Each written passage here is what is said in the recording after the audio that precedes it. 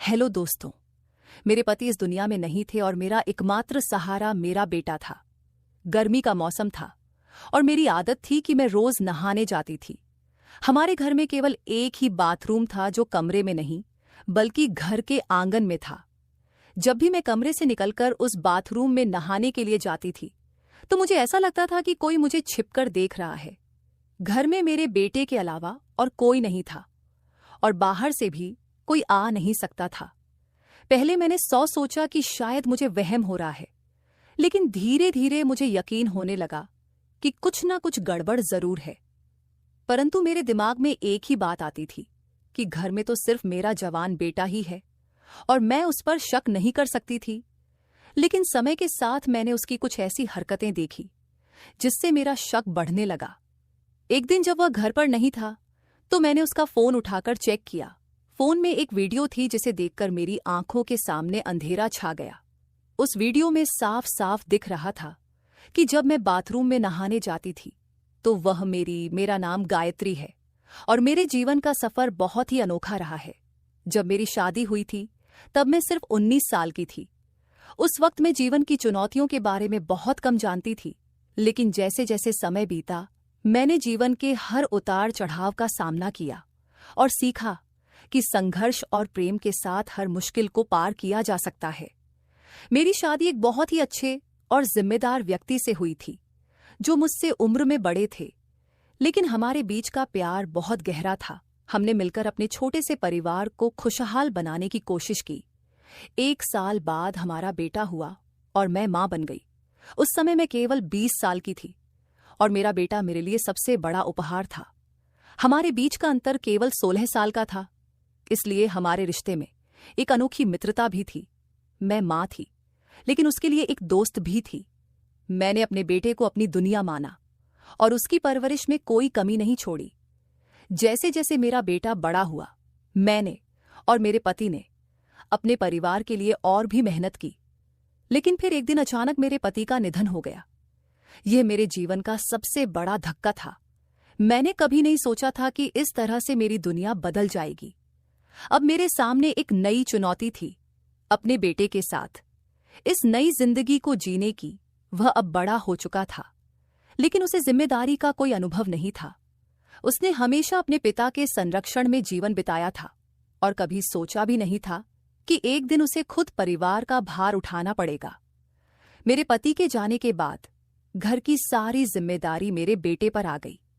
मैंने उसे समझाया कि अब समय आ गया है जब उसे अपनी जिम्मेदारी निभानी होगी, लेकिन यह सब उसके लिए नया और कठिन था। हमारा घर बहुत बड़ा नहीं था, सिर्फ 2 ही कमरे थे, पर बाहर आंगन बहुत बड़ा था। यह घर उस जमाने का बना हुआ था जब घरों में शौचालय नहीं होते थे। बाद में मेरे पति ने घर के कोने में एक छोटा सा शौचालय बनवाया था। ये शुक्र है कि घर में शौचालय बन गया था, क्योंकि बाहर जाना बहुत असुविधाजनक लगता था। वैसे भी अब वह जमाना बीत चुका था। मेरी आदत थी कि मैं रोजाना नहाया करती थी, लेकिन जब से मेरे पति इस दुनिया से चले गए तब से नहाने के दौरान मुझे बाथरूम में कुछ अजीब महसूस होने लगा। जैसे ही मैं बाथरूम में जाती मुझे ऐसा लगता था कि कोई अंदर झांक रहा है। एक दिन मुझे ऐसा एहसास हुआ तो मैंने इधर उधर देखा, लेकिन वहां कोई नहीं था। मैंने सोचा शायद यह मेरा भ्रम होगा, लेकिन अगले दिन भी वही हुआ। अब मैं इस बात से बहुत परेशान हो गई थी, लेकिन यह ऐसी बात थी कि मैं अपने बेटे रोहन को भी नहीं बता सकती थी। रोहन मेरा जवान बेटा था, बेहद खूबसूरत, लेकिन उसने कभी मेहनत नहीं की थी। अब हालात ने उसे मेहनत करने पर मजबूर कर दिया था और इसी वजह से वह आजकल बहुत चिड़चिड़ा रहने लगा था। एक रात वह मेरे पास आकर बैठ गया और कहने लगा, मम्मी, मैं बहुत परेशान हूं। सब कुछ कैसे होगा? हम तो सिर्फ 2 लोग हैं, लेकिन फिर भी इतने सारे खर्चे हैं। मुझे तो अंदाजा भी नहीं था कि पिताजी इतना सब कुछ संभालते थे। मैं तो समझता था कि यह सब बहुत आसान है, अभी तो शुक्र है कि घर अपना है। मैंने उसे समझाते हुए कहा, बेटा, घर तो अपना है, लेकिन इसकी मरम्मत भी तो करनी पड़ती है। अगर समय पर ध्यान नहीं दिया तो यह भी खराब हो जाएगा। रोहन ने सर पकड़कर कहा, अब क्या करें? वैसे मेरे पास एक आइडिया है। आप मेरी शादी करा दो और लड़की वालों से कुछ पैसे मांग लो। उन पैसों से हम घर की मरम्मत भी कर लेंगे और कुछ काम धंधा भी शुरू कर लूंगा। जब मैंने उसके मुंह से यह बात सुनी तो मैं हैरान रह गई। मैंने उसे फटकार हुए कहा, मैंने तुझे कभी यह सब नहीं सिखाया। लड़की वालों से पैसे मांगना कोई अच्छी बात नहीं है। तेरे पिताजी ने मेरे माँ बाप से एक भी रुपया नहीं लिया था और तू इस तरह की बातें कर रहा है। मुझे यह सब कुछ बिल्कुल भी अच्छा नहीं लगता। मैंने तेरी परवरिश इस तरह से नहीं की है कि तू ऐसी बातें करे। किसी की बेटी को अपने घर लाना कोई मामूली बात नहीं होती।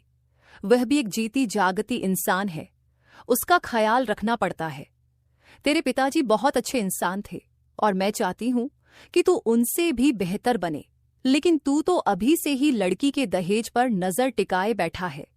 अगर काम करना है तो मेहनत कर, खुद से कुछ कर। मेरे बेटे को मेरी बात बहुत बुरी लगी, जाहिर है उसे बुरा लगना ही था।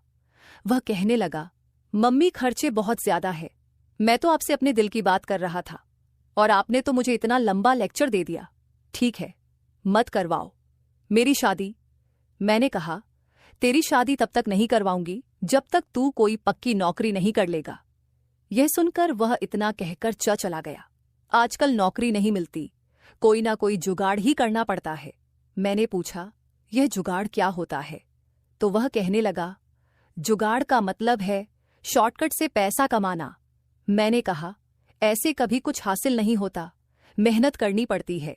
रोहन के जाने के बाद मैं अकेली बैठी सोचती रही। अब मुझे सिर्फ अपने बेटे की चिंता नहीं थी, बल्कि उस डर और अजीब एहसास की भी थी जो मुझे बाथरूम में होता था। क्या यह सच में मेरा वहम था या फिर कुछ और? मैं इस उलझन में थी कि किसी से बात करूं या नहीं। मैंने सोचा कि अगर मैं रोहन को यह बात बताऊंगी तो वह और भी परेशान हो जाएगा।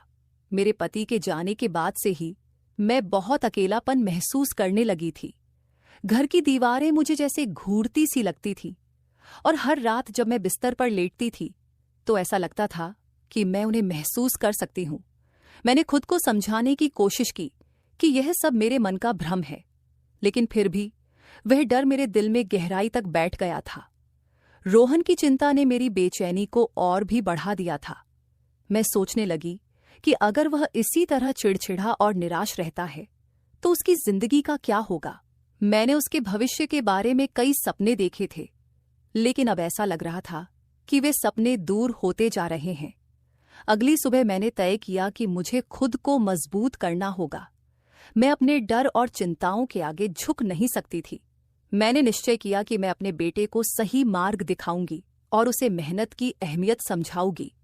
मैंने रोहन को उसके पसंदीदा नाश्ते के साथ बुलाया और उसकी थाली परोस हुए कहा, रोहन, मैं समझती हूं कि तुम पर बहुत दबाव है और यह सब तुम्हारे लिए नया है, लेकिन याद रखना, किसी भी बड़ी सफलता के लिए मेहनत और धैर्य की जरूरत होती है। शॉर्टकट से कभी कुछ हासिल नहीं होता, और अगर होता भी है तो वह ज्यादा दिन टिकता नहीं। रोहन ने मेरी बात ध्यान से सुनी, लेकिन कुछ नहीं कहा। मैंने उससे कहा, मैं तुमसे बहुत उम्मीदें रखती हूं और मुझे यकीन है कि तुम सही रास्ता चुनोगे, चाहे जितनी भी मुश्किलें आएं। अगर तुम मेहनत करोगे तो सब ठीक हो जाएगा। रोहन ने बस सिर हिलाया और नाश्ता करने लगा। मैं जानती थी कि उसे समय चाहिए, लेकिन मुझे भरोसा था कि एक दिन वह मेरी बात समझेगा। शाम को जब मैं बाथरूम में नहाने गई तो, तलाश कर लो, फिर मैं तुम्हारी शादी श्वेता से करा दूंगी, लेकिन ज्यादा वक्त नहीं लगा सकते क्योंकि वह भी जवान है और तुम भी लड़कियों की शादी जल्दी होनी चाहिए। उसकी माँ भी उसकी जल्दी शादी करवाना चाहती थी। अब तो तेरे पिताजी भी इस दुनिया से चले गए हैं, तो अब तुझे ही सब कुछ देखना है, इसलिए अच्छा है कि कोई नौकरी कर ले। मेरा बेटा कहने लगा कि नौकरी नहीं मिली, लेकिन एक काम मिला है जिसमें बहुत पैसे हैं, पर काम थोड़ा गलत है। मैंने पूछा, क्या मतलब, कौन सा काम है? और तू ऐसे क्यों कह रहा है कि थोड़ा गलत है? गलत तो गलत होता है, थोड़ा गलत क्या होता है? मेरे बेटे ने कहा, मम्मी आपको बताकर मैं पछता रहा हूं, ऐसी बात नहीं है, बाद में बताऊंगा। और यह कहकर वह कहीं चला गया। मैं सोचती रही कि वह क्या कह रहा था। मेरा दिल बैठ गया, क्योंकि आजकल जिस तरह की हरकतें हो रही हैं, किसी भी जवान लड़के या लड़की को अपनी बातों में फंसाना कोई बड़ी बात नहीं रह गई है। मेरा दिल डूब सा गया था। मैं जानती थी कि इस दुनिया में अच्छे लोग भी हैं, लेकिन बुरे लोग भी कम नहीं हैं। जो अपने स्वार्थ के लिए दूसरों का इस्तेमाल करते हैं। क्या रोहन भी किसी गलत राह पर जा रहा था? उस रात मैंने सोने की कोशिश की, लेकिन मन में बेचैनी बनी रही। रोहन की बातों ने मेरे अंदर एक अजीब सा डर पैदा कर दिया था। मैं समझ रही थी कि रोहन मुझसे बहुत कुछ छिपा रहा है, और यह बात मुझे अंदर ही अंदर खाई जा रही थी। मेरे पति के जाने के बाद से ही मैं खुद को बहुत अकेला महसूस करने लगी थी। रोहन ही मेरा सहारा था, और अब उसी के बारे में मुझे चिंता सताने लगी थी।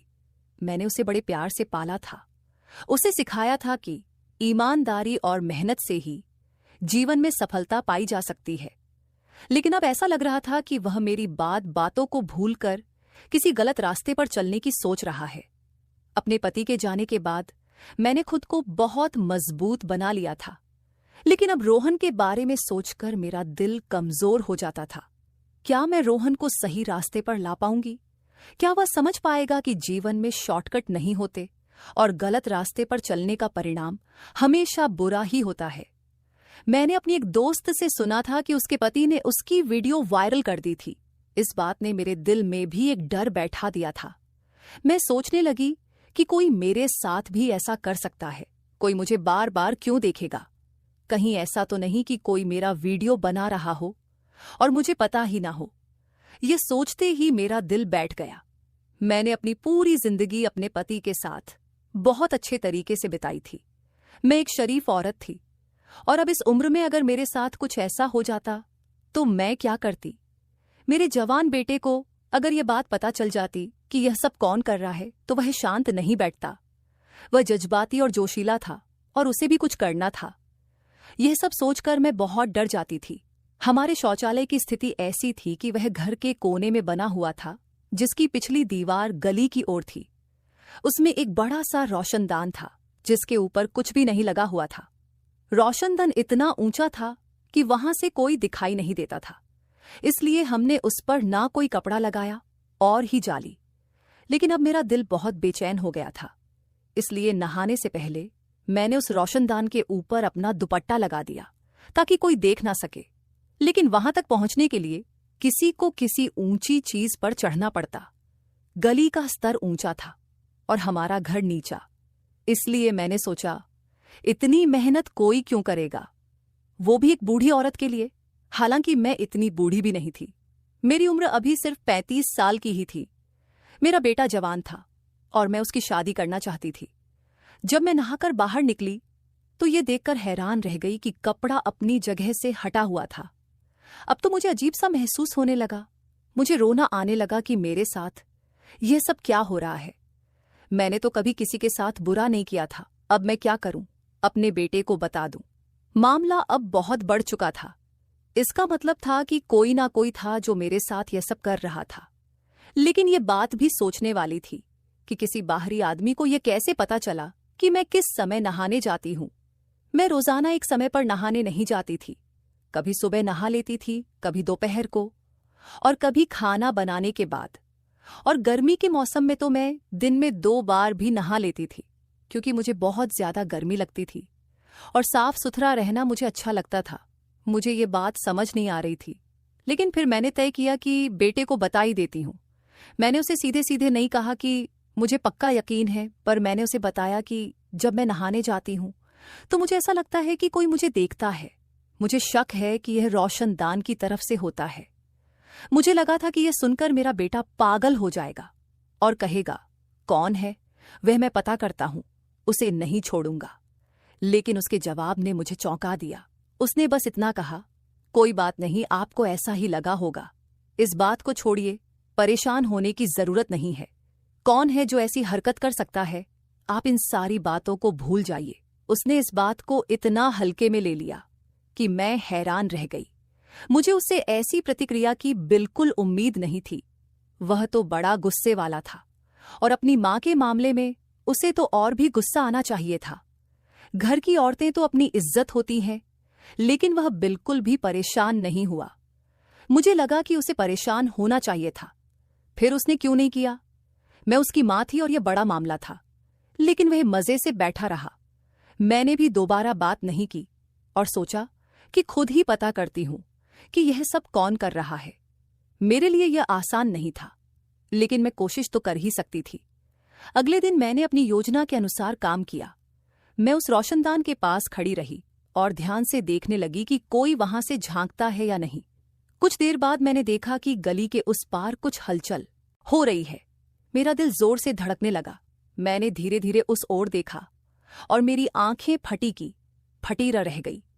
गली में एक आदमी खड़ा था जिसने अपने चेहरे को छुपाने की कोशिश की हुई थी। वह धीरे धीरे ऊपर की ओर देख रहा था, जैसे कि रोशनदान से अंदर झांकने की कोशिश कर रहा हो। मेरा दिल जोर से धड़कने लगा और मैंने जल्दी से खुद को छुपा लिया। अब मुझे यकीन हो गया था कि मेरे शक सही थे। कोई ना कोई था जो मेरी हरकतों पर नजर रख रहा था। अगले दिन मैंने अपनी दोस्त से कहा कि मुझे एक कैमरे वाला फोन चाहिए। मैं रिकॉर्डिंग करना चाहती हूँ। उसके पास फोन था पर मेरे पास नहीं। उसने कहा, एक दिन के लिए अपना फोन तुम्हें दे दूंगी, पर पहले मुझे बताओ कि बात क्या है। मैंने कहा था कि अभी नहीं बता सकती, बाद में बता दूंगी। मैं उस फोन को बाथरूम में रखना चाहती थी और रोशनदान की तरफ कैमरे का मुंह करके देखना चाहती थी कि मुझे बाहर से कौन देखता है। मुझे लगा कि मैंने बहुत अच्छा आइडिया सोचा है, इससे बेहतर और कुछ नहीं हो सकता।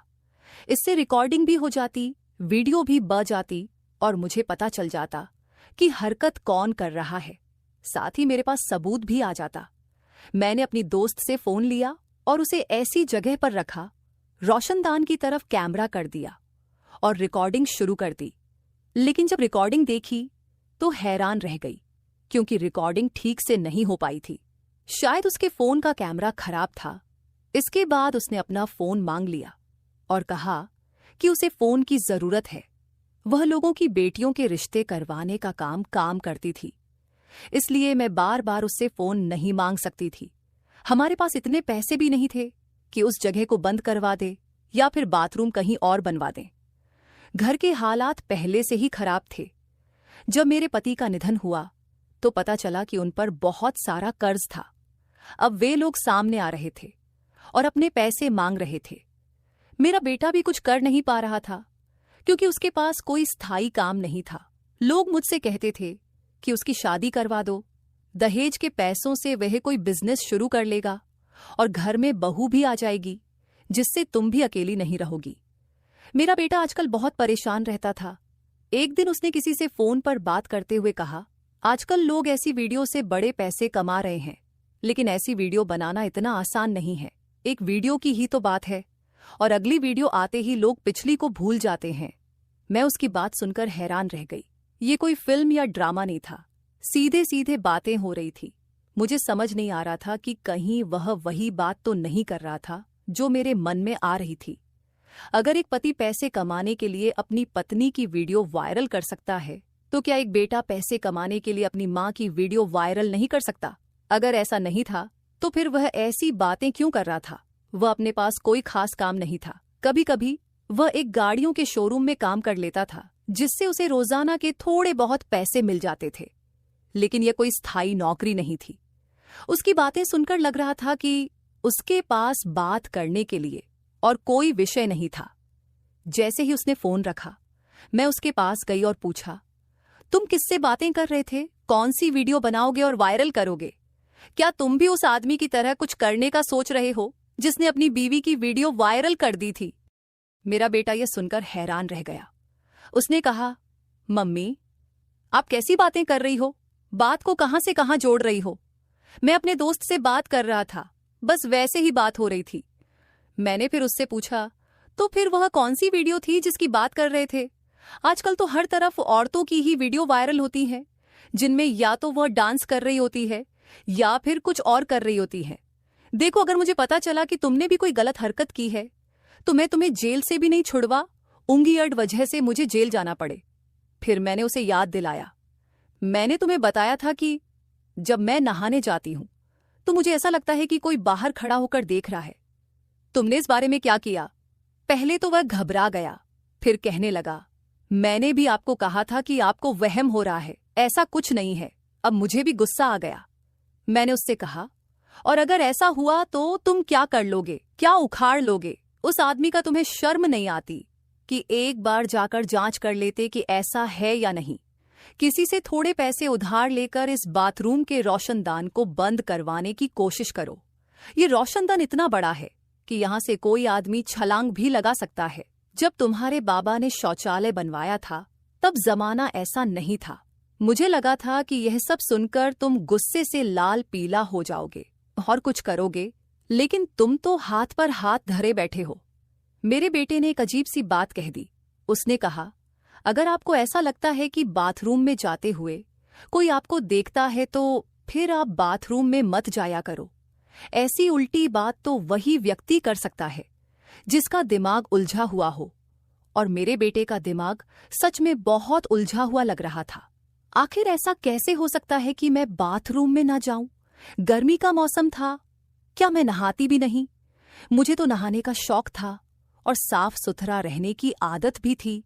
मैं इस बारे में बहुत सोचती रही और अब मुझे समझ आ गया था कि मुझे क्या करना है। मुझे अपने बेटे पर नजर रखनी थी, क्योंकि इस घर में और कोई नहीं था और बाहर से भी कोई अजनबी हमारे घर में नहीं आता। मैं हैरान थी कि मेरे बेटे को अचानक से क्या हो गया था।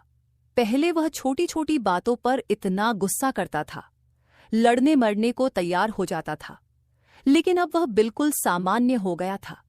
उधर श्वेता की माँ बार बार कहती थी कि उसकी बेटी मेरे बेटे को पसंद करती है। वह चाहती थी कि मैं उसे कहूं कि कोई अच्छी नौकरी कर ले ताकि दोनों की सगाई कर दी जाए।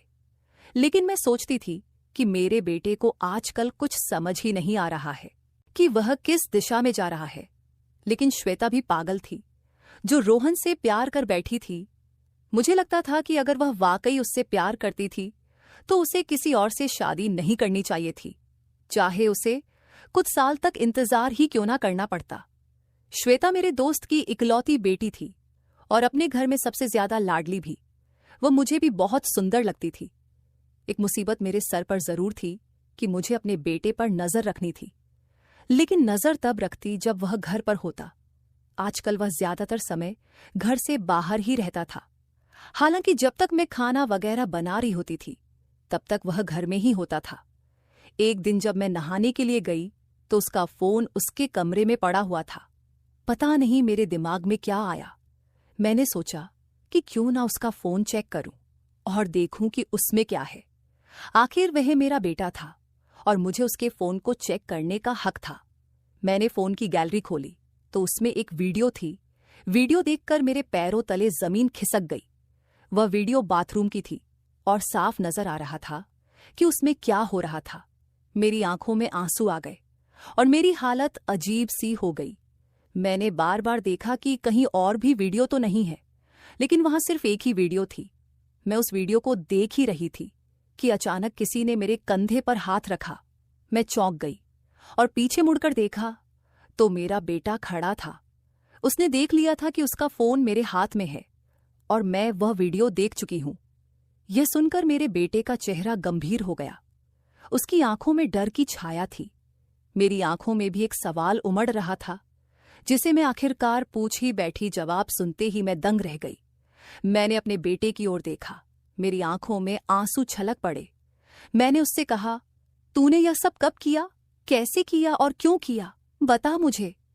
अब उसके भी आंखों में आंसू थे और गुस्से से उसके हाथ कांपने लगे। उसने गहरी सांस लेते हुए कहा, उसी दिन किया था जिस दिन आपने मुझे बताया कि कोई आपको छुपकर देखता है। आपको क्या लगता है? मैं हाथ पर हाथ धरे बैठा रहा। जब आपने कहा था कि कोई आपको देख रहा है तो मुझे बहुत गुस्सा आया था, लेकिन मैं जानता था कि मेरा गुस्सा करना आपको परेशान कर देगा और आप डर जाएंगे। इसलिए मैंने फैसला किया कि मैं आपको कुछ नहीं बताऊंगा, लेकिन जो भी यह सब कर रहा है उसे पकड़कर ही रहूंगा। मैंने सबसे पहले रोशनदान पर एक छोटा कैमरा लगा दिया था जिसका रुख बाहर की ओर था। उसमें आप नहीं बल्कि बाहर का दृश्य दिखता था। उसी कैमरे से मुझे पता चला कि वह हमारे मोहल्ले का ही लड़का है, जो गली में खड़ा होकर देखता है। जैसे ही उसे पानी गिरने की आवाज आती है वह समझ जाता है कि कोई अंदर गया है और फिर अंदर झांकने की कोशिश करता है। मैंने उसका नाम और घर का पता भी मालूम कर लिया है। मेरा तो दिल करता था कि सीधे उसके घर जाऊं और उसे गोली मार दूं, लेकिन जब अपने दोस्त से बात की तो उसने समझाया कि ऐसा करने से कुछ हासिल नहीं होगा। उसने तुम्हारी माँ की कोई वीडियो बनाई है जो उसके पास है, पहले हमें वह वीडियो निकालनी होगी। मैं उसी से बात कर रहा था जब आपने मेरी बात सुनी थी। मैंने मोहल्ले के कुछ लोगों से बात की है और हम उसे रंगे हाथों पकड़ना चाहते हैं। हम ऐसा करेंगे कि उसे लगेगा कोई बाथरूम में नहा रहा है, और जैसे ही वह अंदर झांकने लगेगा हम उसे रंगे हाथों पकड़ लेंगे। अगर वैसे उसे टोक कि वह ऐसा क्यों कर रहा है तो वह कभी नहीं मानेगा, लेकिन जब उसे सबके सामने पकड़ा जाएगा तो कोई भी उसका साथ नहीं देगा। आपसे ज्यादा मुझे गुस्सा है, आपसे ज्यादा मैं बेचैन हूं उसे सबक सिखाने के लिए, लेकिन मुझे धैर्य से काम लेना होगा, क्योंकि ऐसे लोगों को पकड़ना आसान नहीं है। हमें उसे सबक सिखाना है ताकि दोबारा कोई ऐसा करने की हिम्मत ना करे। आपको पता है, आपने कहा था कि मोहल्ले में एक लड़की की वीडियो वायरल हुई थी जिसके लिए सभी ने उसके पति को दोषी ठहराया, लेकिन हकीकत में यह काम उसी मोहल्ले के एक और लड़के ने किया था। यह लड़का बहुत बदनाम था और मोहल्ले की कई लड़कियों को परेशान कर चुका था। कभी लड़कियों को छेड़ता तो कभी और कोई हरकत करता, लेकिन इस बार उसने हद पार कर दी थी। मेरे दिल में उस लड़के के खिलाफ बहुत गुस्सा था। मुझे महसूस हो रहा था कि मैंने अपने बेटे के बारे में गलतफहमी पाल रखी थी। मैं सोचने लगी कि आखिर मेरे अपने बेटे ने ऐसा क्यों किया। हालांकि मैंने कभी उसे यह बात नहीं बताई, लेकिन अंदर ही अंदर मैं बहुत दुखी थी। समाज किस दिशा में जा रहा है यह हम सब जानते हैं, लेकिन फिर भी मुझे अपने बेटे पर गर्व था। आखिरकार मेरे बेटे ने योजना बनाई, और जब वह बदमाश लड़का रोशनदान की ओर देख रहा था तभी मेरे बेटे ने उसे पकड़ लिया। मोहल्ले के लोगों ने उसे देख लिया था, फिर सबने मिलकर उसकी पिटाई की और पुलिस के हवाले कर दिया। उसका मोबाइल वगैरह सब छीन लिया गया था, लेकिन बाद में पता चला कि उसमें कोई वीडियो नहीं थी। हालांकि उसने और भी कई लड़कियों की वीडियो बनाई थी। पुलिस ने कहा कि उसके खिलाफ कई केस बन सकते हैं, एफआईआर दर्ज करवाइए, हम इसे छोड़ेंगे नहीं। इस घटना के बाद मैंने घर का रोशनदान भी बंद करवा दिया। बेटे की नौकरी भी लग गई और हमने उसकी शादी श्वेता के साथ करने का फैसला किया। दोनों की सगाई हो चुकी थी और अब शादी होने वाली थी, लेकिन अभी भी जब मैं उस वक्त की बातों को याद करती हूं तो गुस्सा आ जाता है। ये सब मेरी एक दोस्त की वजह से हुआ था जो मोहल्ले में लोगों को कहानियां सुनाती थी। अब उसकी बेटी ही मेरे घर की बहू बनने वाली है, लेकिन उसकी बेटी उसकी तरह नहीं है। वैसे मेरी दोस्त बुरी नहीं थी, पर उसकी हरक मुझे ठीक नहीं लगी। मेरा बेटा ऐसा कुछ कर ही नहीं सकता था, लेकिन उसने मेरे दिमाग में इतनी नकारात्मक बातें भर दी कि मैं अपने बेटे के बारे में ही गलत सोचने लगी। मैं कैसे भूल गई कि मैंने ही उसे पाला पोसा है और उसे अच्छे संस्कार दिए हैं। अब जब श्वेता और रोहन की शादी का दिन करीब आ रहा था तो घर में खुशी का माहौल था और सभी लोग तैयारियों में जुटे हुए थे। इसी बीच मैंने अपने बेटे के साथ खुलकर बातचीत की और उसे अपने दिल की सारी बातें बताईं। उसने मुझसे वादा किया कि वह कभी भी किसी का गलत फायदा नहीं उठाएगा और अपनी जिम्मेदारियों को पूरी तरह से निभाएगा। ये पूरी घटना मेरे दिल में हमेशा के लिए अंकित हो गई है, क्योंकि इसने मुझे सिखाया कि जीवन में कई बार हमें अपनी धारणाओं और शंकाओं पर काबू पाना पड़ता है। रिश्तों में सबसे महत्वपूर्ण चीज भरोसा होता है। जब हम अपने करीबियों पर शक करते हैं तो हम सिर्फ उन पर ही नहीं बल्कि खुद पर भी सवाल खड़े कर रहे होते हैं। मैंने अपने बेटे को गलत समझा, लेकिन उसने अपने कार्यों से मुझे गलत साबित कर दिया। अब मैं संतुष्ट हूं कि मैंने रोहन को सही संस्कार दिए थे और उसने मेरे विश्वास को कायम रखा। श्वेता और रोहन की शादी के बाद मैं इस नतीजे पर पहुंची कि हर मां बेटे के रिश्ते में उतार चढ़ावा आते हैं, लेकिन असली परीक्षा तब होती है जब हम उन कठिनाइयों में भी एक दूसरे का साथ नहीं छोड़ते। इस घटना ने मुझे यह भी याद दिलाया कि समाज में चाहे कुछ भी हो रहा हो, हमें अपने परिवार के प्रति सच्चा और भरोसेमंद रहना चाहिए, क्योंकि अंततः यही रिश्ते हमें सहारा देते हैं और हमें उन मुश्किलों से पार पाने की ताकत प्रदान करते हैं। अगर आपकी जिंदगी में भी कभी ऐसा कुछ हुआ हो तो हमें कमेंट में जरूर बताएं। अगर आपको ये कहानी पसंद आई हो तो बारिश हो रही थी शेयर करें। जब मैं अपने घर के आंगन में खड़ी थी, उस दिन मैंने एक सफेद नाइटी पहनी थी। बारिश की बूंदें मेरे बालों पर झिलमिला रही थी और मुझे वह महसूस हो रहा था कि मैं अपनी खूबसूरती का सबसे साफ रूप दिखा रही थी। अचानक दरवाजे की बेल बजी और जब मैंने दरवाजा खोला तो वहां मेरे दामाद जी खड़े थे। उन्होंने मुझे मुस्कुराते हुए देखा और कहा, आप बहुत ही खूबसूरत लग रही हो, आज तो कयामत लग रही हो। मैं तो श्रम से पानी पानी हो गई थी। उस दिन मेरे पति और मेरे बीच अनबन चल रही थी। मैं उनसे खुश रहना चाहती थी, लेकिन मेरे पति मुझे वह संतुष्टि नहीं दे पा रहे थे। एक दिन मैंने उनके लिए उनका कमरा सजाया था और रात को जब पति के बजाय वहां मेरे दामाद जी आए, उन्होंने मुझसे कहा, मुझे उम्र के हिसाब से 2 चीजें पता है और वह है आपकी खूबसूरती और आपका दिल। उन्होंने मुझे अपने पास खींच लिया और कमरे में सजाए गए फूलों के मुरझाने तक उन्होंने मुझे आज जब मैंने घर का दरवाजा खोला तो मेरे पति की बजाय मेरे दामाद जी खड़े थे। मैं शॉर्ट नाइटी ड्रेस में थी और मुझे उम्मीद थी कि दरवाजे पर पति होंगे, लेकिन उनके बजाय दामाद जी थे। मुझे बहुत शर्म आई क्योंकि मैंने यह सोचकर अपनी बेहतरीन तस्वीर बनाई थी कि पति मुझे देखेंगे, लेकिन दामाद ने वहां पहुंचकर मेरे पति के लिए बनाई गई खाने की थाली उठा ली थी। उन्होंने मुझे अलग नजरों से देखा। मैं जल्दी से अपने कमरे में भागी, लेकिन उन्होंने मेरा हाथ पकड़ लिया। उन्होंने कहा, सासू माँ, कहाँ जा रही हो? वह मुझे पानी दोगी? क्या मुझे शर्म आ रही थी और इसलिए मैं जल्दी से कमरे में चली गई थी।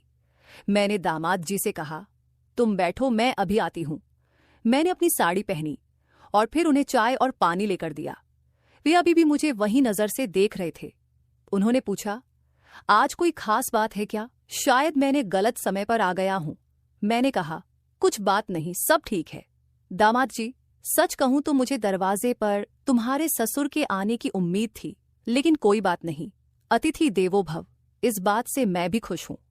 उन्होंने सब कुछ देख लिया था, तो उन्हें घर की बातें बताने में कोई बुराई नहीं थी। मैंने उन्हें बताया कि आज मैंने उनके एसएस के लिए एक छोटा सरप्राइज रखा था। उनके काम की वजह से वे घर पर समय नहीं बिता पाते हैं, इसलिए मैंने सोचा कि आज कुछ अलग करें।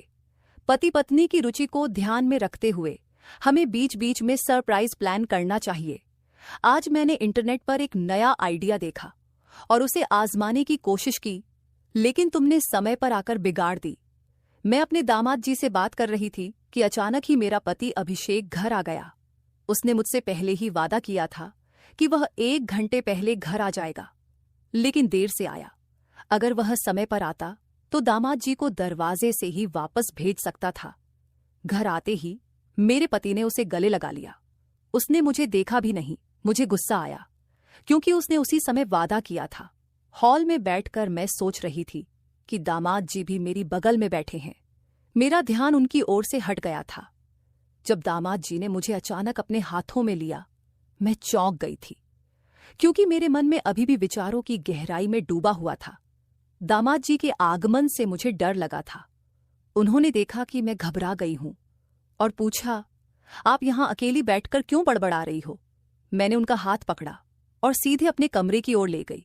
वहां उन्हें मैंने सजाया हुआ बिस्तर दिखाया। दामाद जी ने बिस्तर की तारीफ की। आपने बहुत अच्छी तरह सजाया है।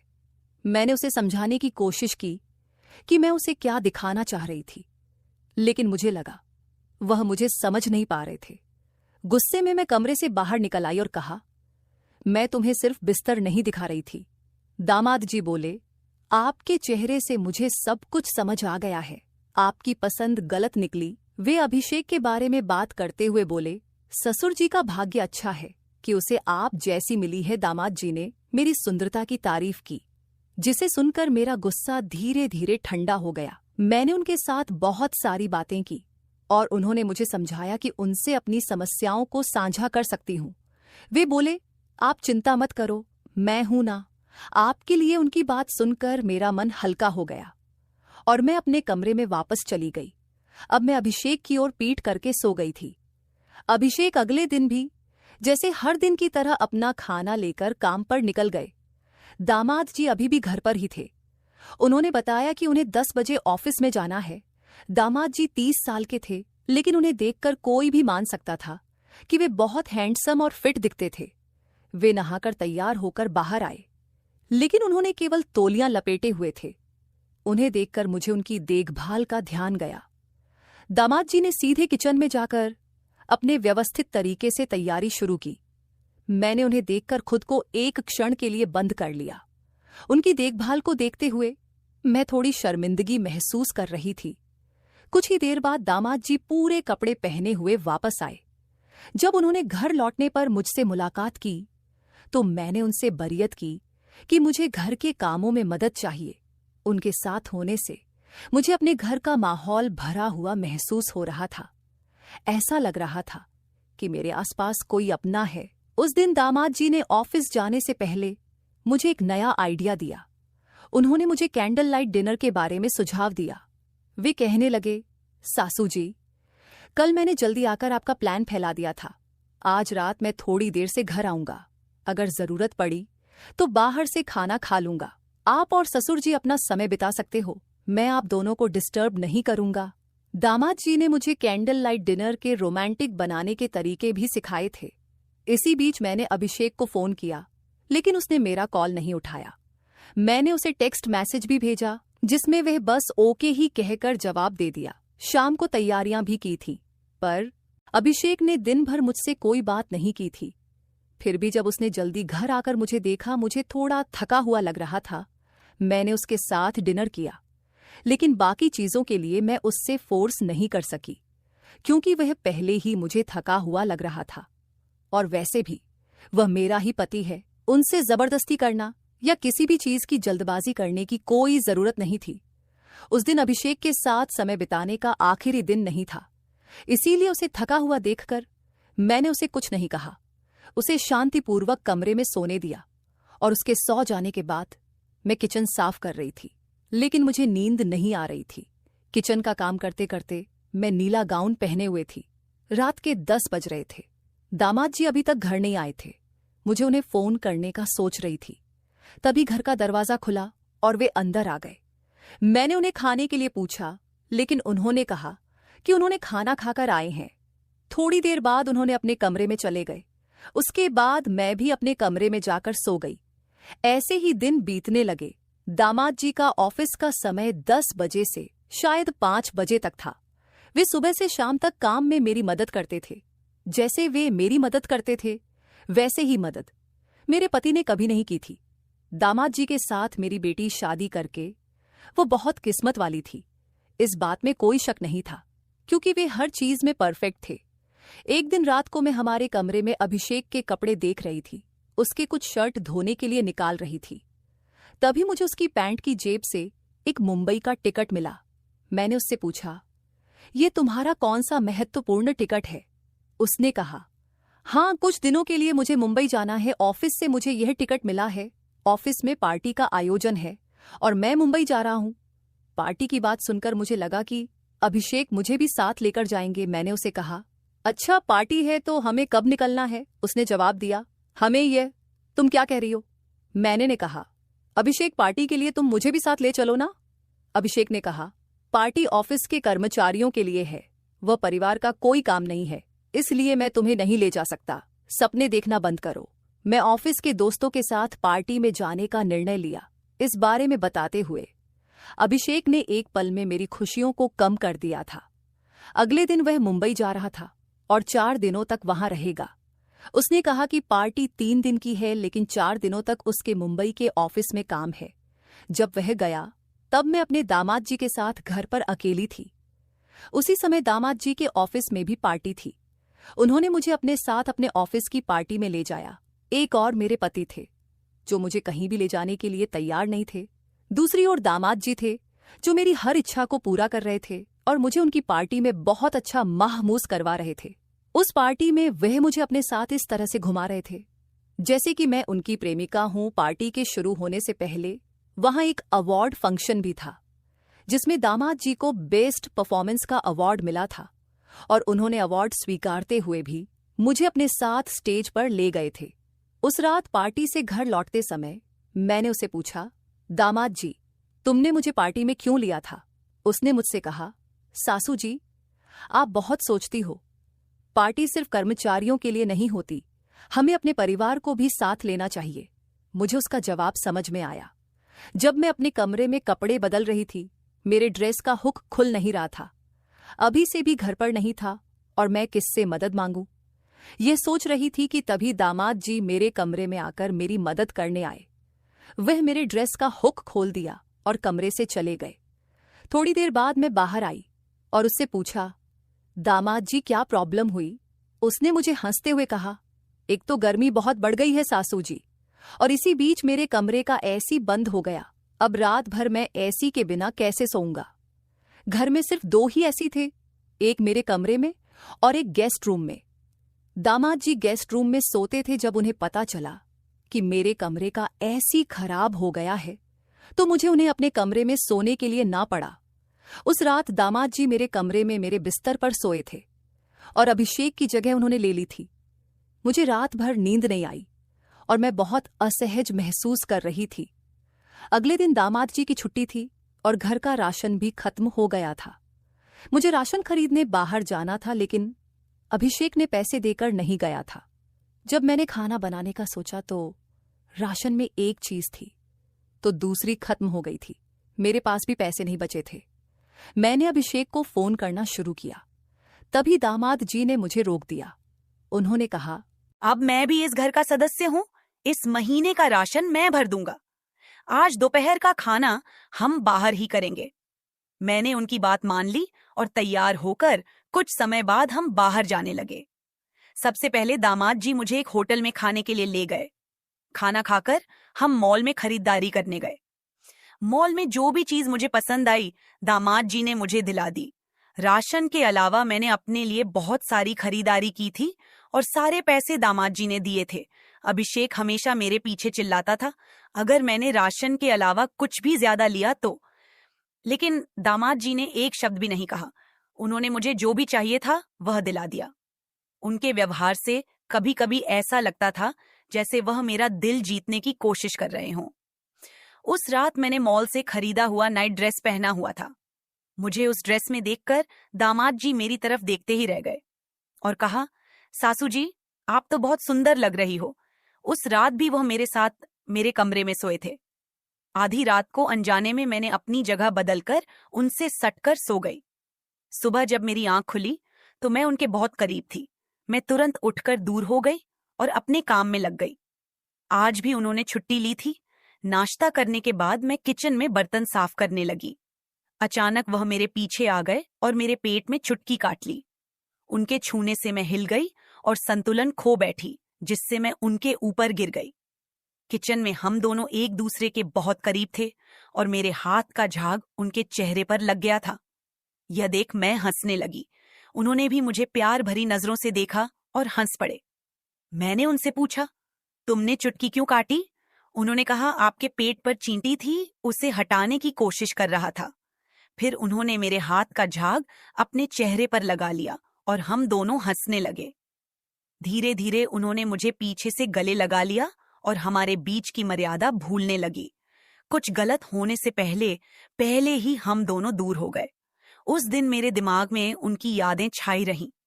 मुझे महसूस हुआ कि वह मेरी परवाह कर रहे थे, जबकि मेरे पति अक्सर मुझे नजरअंदाज करते थे। वह मेरे पति से बड़े और ज्यादा स्मार्ट थे। उन्होंने मुझसे कहा कि किसी औरत को कैसे खुश रखना चाहिए। यह वह अच्छी तरह जानते थे। रात को मेरे पति के घर आने की संभावना थी, लेकिन वह 8 बजे ही आ गए। सोने से पहले मैंने एक नई नाइटी ड्रेस पहनी थी, जिसे देख मेरे पति ने मुझसे पूछा, ये ड्रेस कहाँ से आई? मैंने उन्हें नहीं बताया कि वह ड्रेस उनके दामाद जी ने मुझे दिलाई थी। मैंने कहा कि मेरे पास थोड़े पैसे थे, जिनसे मैंने एक ड्रेस खरीद ली। अभिषेक मुझे शक भरी नजरों से देखने लगा, लेकिन अब मुझे उसकी नजरों की जरा भी परवाह नहीं थी। जिस व्यक्ति को अपनी पत्नी की परवाह नहीं है, उसके बारे में मैं क्यों सोचूं? मेरी परवाह तो दामाद जी को थी, जो मेरी भावनाओं का सम्मान करते थे। मुझे यह समझ में आ गया था कि वही मुझे फूल की तरह संभाल सकते हैं। अब इस फूल की खुशबू उसकी देखभाल करने वाले के पास ही महक नहीं चाहिए। यह मैंने समझ लिया था। उस दिन मैं अभिषेक से थोड़ी दूर थी। अगले दिन अभिषेक और दामाद जी अपने अपने समय पर ऑफिस के लिए निकल गए। आज भी किचन में काम करते समय मेरे दिमाग में दामाद जी का ख्याल आ रहा था। मुझे लग रहा था कि दामाद जी के पास जाकर मैं अभिषेक को धोखा दे रही हूं। इस ख्याल के साथ ही मैंने दोनों की परीक्षा लेने का फैसला किया। मैंने दामाद जी और अभिषेक को संदेश भेजा कि मेरी तबीयत बहुत खराब हो गई है। घर का दरवाजा खुला छोड़कर मैं अपने कमरे में चली गई। संदेश भेजने के 10 या 15 मिनट बाद दामाद जी घर आ गए। घर में आते ही वह मेरे कमरे में आए और मेरी हालत चेक करने लगे। उनके चेहरे पर मेरे लिए चिंता साफ दिखाई दे रही थी। वह मुझे चेक कर रहे थे। तभी मैं हंस पड़ी। मेरा हंसना दे दामाद जी बोले, यह मजाक का समय नहीं है। आपकी तबीयत खराब है। ये संदेश पढ़कर मैं कितना घबरा गया था। आपको क्या हुआ है, मुझे ठीक से बताओ। तब मैंने दामाद जी का हाथ पकड़ा और उन्हें अपने पास बिठा लिया। मैंने कहा, मुझे कुछ भी नहीं हुआ है। मैं बिल्कुल ठीक हूं। मैं तो सिर्फ तुम्हारी और अभिषेक की परवाह का अंतर देख रही थी। आज तुम इस परीक्षा में पास हो गए हो। दामाद जी ने मेरी बात समझ ली थी। धीरे धीरे हम दोनों एक दूसरे के करीब आने लगे।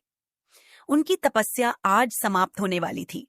हम दोनों एक दूसरे के इतने करीब थे कि कुछ ही समय में हम अपने प्यार के पलों का आनंद लेने वाले थे। लेकिन तभी अभिषेक कमरे में आ गया। हमें साथ देखकर उसकी आंखें हटी की फटी रह गईं। उसने मेरे पास आकर दामाद जी को मुझसे दूर धकेल दिया और मुझसे कहा, ये सब क्या चल रहा है? तुम अपने दामाद के साथ ये सब कैसे कर सकती हो? तुम्हें एक बार भी मेरा ख्याल नहीं आया? मैंने जवाब दिया, नहीं, मुझे तुम्हारा ख्याल नहीं आया। जब तुम अपनी गायत्री के साथ होते हो तब क्या तुम्हें एक बार भी अपनी पत्नी का ख्याल आता है? मेरी तबीयत खराब होने का मैसेज भेजने पर भी तुम घर नहीं आए। मुझे पता था कि तुम नहीं आओगे, इसलिए मैंने जानबूझकर तुम्हें मेरा और दामाद जी का एक साथ सेल्फी वाला फोटो भेजा था। मैंने तुम्हें भेजे हुए मैसेज में भी जानबूझकर लिखा था कि मैं उनके साथ रिश्ता बढ़ा रही हूं। वैसे भी तुम शक करने में एक्सपर्ट हो, लेकिन शक तभी करना चाहिए जब आपका खुद का चरित्र साफ हो। अगर तुम्हें लगता है कि तुम सही हो तो मेरा और दामाद जी का रिश्ता भी सही है। मुझे इसमें कुछ भी गलत नहीं लगता। कुछ भी बकवास मत करो। कौन सी गायत्री अभिषेक का नाटक शुरू हो गया था। तब मैंने उसे उसकी और उसकी प्रेमिका की तस्वीरें दिखाई। मुझे उसका सारा सच पहले से ही पता चल गया था, लेकिन मैं उसके प्यार के लिए सब्र कर रही थी और उस घर में रुकी हुई थी। मैंने उससे कहा, अभिषेक, तुम और कितना झूठ बोलोगे? ऑफिस का काम और मीटिंग बताकर उस लड़की को बाहर शहर ले जाकर तुम उसके साथ समय बिताते हो, उस पर कितने पैसे खर्च करते हो। लेकिन पत्नी ने एक चीज मांगी तो उसके लिए खर्च का रोना रोने लगते हो। तुम्हारी सच्चाई जानते हुए भी मैं तुम्हारे घर में रुकी हुई थी। तुम्हें खुश करने के लिए कभी कम सजाती तो कभी कैंडल लाइट डिनर का आयोजन करती थी। शायद मुझसे कुछ गलती हुई होगी। तुम्हें जो प्यार चाहिए था वह मैं तुम्हें नहीं दे पा रही थी। मैं खुद को दोषी मानती थी, लेकिन दामाद जी ने समय पर मुझे तुम्हारा सारा सच बता दिया था। अच्छा हुआ, वरना मैं खुद को दोषी मानते हुए डिप्रेशन में चली जाती और अपने साथ कुछ बुरा कर बैठती। उन कठिन परिस्थितियों में दामाद जी ने मुझे संभाला था। हाँ, तुम हमें जिस शक की नजर से देख रहे थे वह नजर एक बार हटा लो दामाद जी, और मेरे बीच कुछ भी गलत नहीं है। हम सिर्फ तुम्हें सबक सिखाने के लिए यह नाटक कर रहे थे। आज जो तुमने देखा वह भी इसी नाटक का हिस्सा था। अगर तुम मुझे किसी दूसरे आदमी के साथ नहीं देख सकते तो मैं तुम्हें किसी दूसरी लड़के के साथ कैसे देख सकती हूं? अब अभिषेक मेरे सामने सिर झुकाए खड़ा था। मैंने अपना बैग उठाया और मायके जाने लगी, क्योंकि अब मैं और कुछ सहन नहीं कर सकती थी। एहसास हो गया था और उसने मुझे जाने से रोक लिया। उसने मुझसे माफी मांगी और वादा किया कि आज के बाद वह किसी दूसरी लड़की के पीछे नहीं जाएगा और मेरे साथ वफादार रहेगा। दामाद जी ने मेरी मदद की, इसके लिए मैंने उनका धन्यवाद किया। आज दामाद जी की मदद से मैं अपनी गृहस्थी बचा पाई। आजकल बहुत से लोग, चाहे पुरुष हो या स्त्री, अपना अच्छा खासा परिवार होते हुए भी बाहर प्यार में पड़ जाते हैं। यह एक ट्रेंड नहीं है कि बाहरी व्यक्ति आपको आपके परिवार के सदस्यों की तरह संभाल सकता है। वह केवल अपनी जरूरतें पूरी करेगा। एक्स्ट्रा मैरिटल अफेयर के बढ़ते मामलों की वजह से तलाक के केस भी बढ़ते जा रहे ऐसे समय में किसी भी स्त्री का तुरंत मायके जाना अपने पति को आजादी देने जैसा होता है। इसीलिए परिस्थिति से भागने के बजाय उसका सामना करना चाहिए, चाहे पति कितना भी गलत रास्ते पर क्यों ना चल पड़े। एक पत्नी ही है जो उसे सही मार्ग पर ला सकती है। यह हर स्त्री को समझना चाहिए। तो दोस्तों, ये थी आज की कहानी। आपकी क्या राय है इस पर हमें कमेंट में जरूर बताएं। अगर आपको वीडियो अच्छी या लगी हो तो लाइक, शेयर और सब्सक्राइब करना ना भूलें। धन्यवाद। मिलते हैं कल एक और नई कहानी के साथ।